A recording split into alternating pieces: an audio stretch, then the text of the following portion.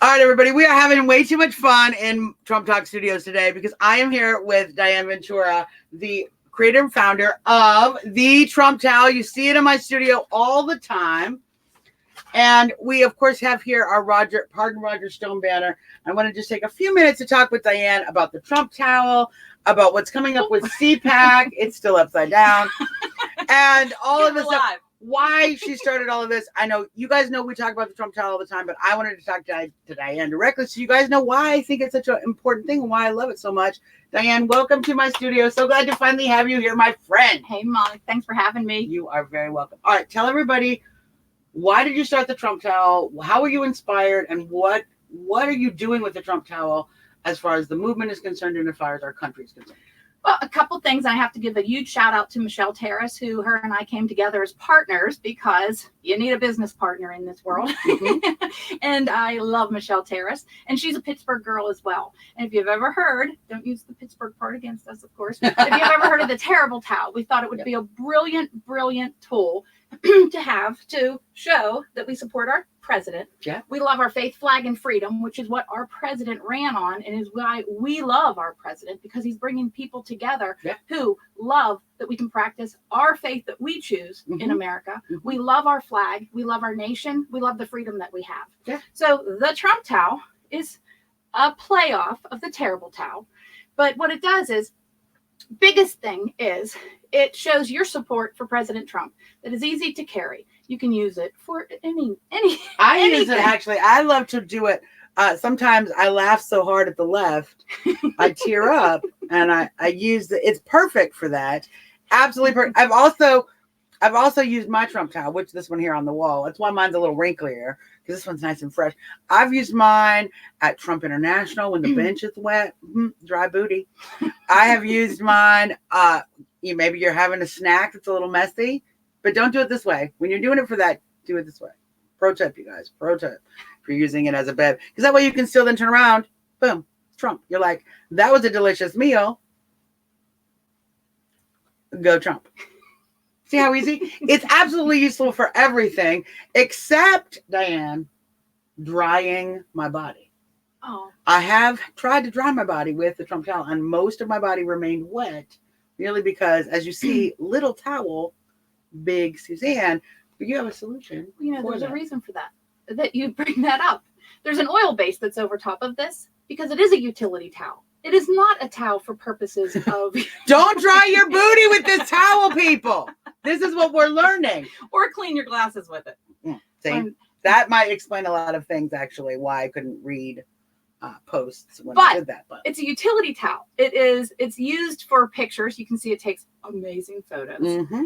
And it has a longevity to it, and that is why it is super high quality. Yeah. But that explains. I didn't even know that you'd even speak of drying your body with this towel. Of course I did, but that's why I'm doing that, because Diane, you have the solution to my problem. I do. Yes. This is the Trump beach towel. The Trump beach towel. You guys, now I know it's winter, okay, but I also know you're all working on your bikini bodies now, because if you're not going to have a bikini body by the time it's summer. You should also be preparing to have a beautiful beach towel out on this beach, out at the water parks, wherever you're at. You could be supporting the president and be dry, as opposed to where you will still be supporting the president, but you'll be wet.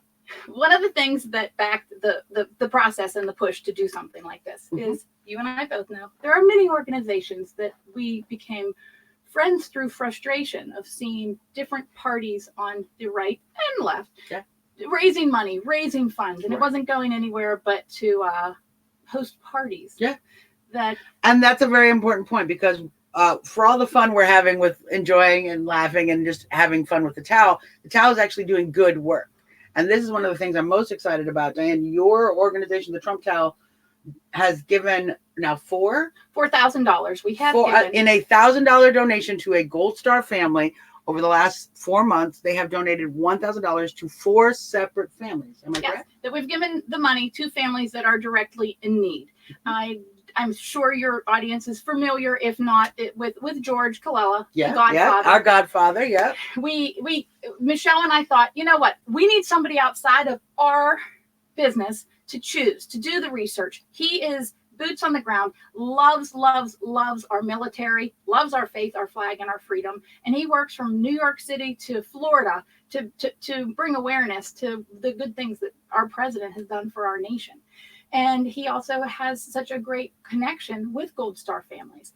And we asked him if he would be our ambassador to do the research for us. Yes. So we have a third party, not Michelle and I, going out and finding the families that are in need. Families that this $1,000 made a huge difference for them, that we can put it directly into their hands, not some organization that claims they're doing good stuff and what they're doing is having parties and everyone's rubbing elbows, but nothing's getting done. You and I are both workers. We're out there registering people to vote. Yeah. We're out there saying, look, your voice is your vote. Encouraging citizen lobbying, all of it, is your voice. Mm-hmm. So you have to get out there. You have to get registered to vote. You have to be active. You have to be aware of who's running for local parties. Yeah. Your judges, your commissioners, your township zoning officers, your party committee workers, all of this, you need to know who these people are because they're making powerful decisions without you if you don't know. So many decisions that affect you at such a personal level, way more than who the president is. Correct.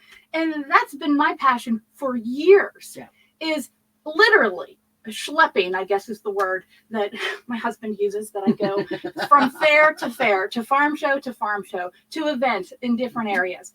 That and that's my message. I really don't care if you're registered Republican, Democrat, or Independent. Yeah. What I do care about is that you're doing your research on people who are running for office, making decisions in your day-to-day lives, who are also supporting what you claim in your family that you support. Yeah, and Diane, I think this is actually a new paradigm. A lot of people talk about, we are awake now. We had a whole silent majority who was asleep, and now the majority is awake. What does that mean to me? Well, that means you need to engage your government. You need to engage your party politics. You need to find out who people are running. You need to know what party chairs are making decisions for you.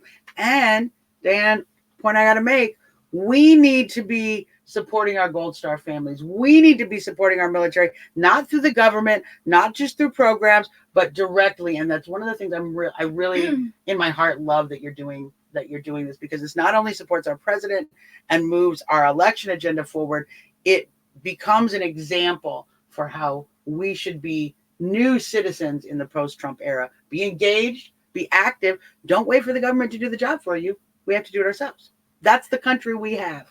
That's the country our founders gave us, and we should take it back. Well, that's the vision that our forefathers and foremothers had when they created this American experiment that we're living in this day. It's only 250 years old. And if for some reason in the next 50 years, even 100 years, this American experience ends, it's on the shoulders of us. Yeah. We are the ones that for such a time as this, God has trusted us in this movement. And it's being registered and voting is so, so important. Yep. But treating others with love and kindness and 100%. Showing love and kindness to others is what as a nation is what we really need to do.